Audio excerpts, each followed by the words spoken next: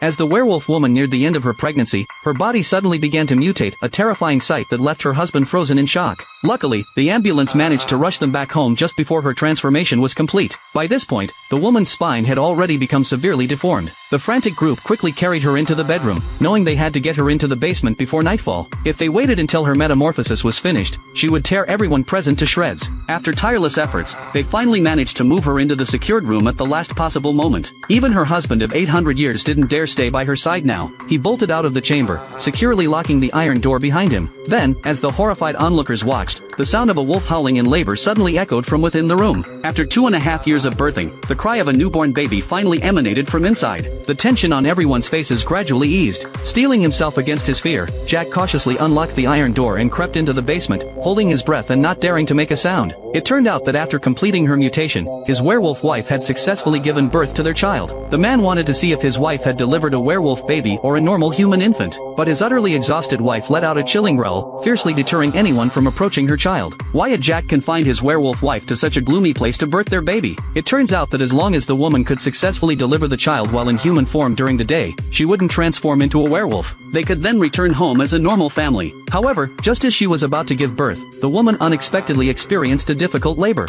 Even after 2.5 years, there were no signs of delivery. To make matters worse, tonight happened to be a full moon. If the baby still hadn't been born by nightfall, the woman would mutate into a werewolf and bite everyone in the hospital to death. To prevent this horrifying scenario, the couple decided to quietly escape the hospital and head to their home's basement for the delivery.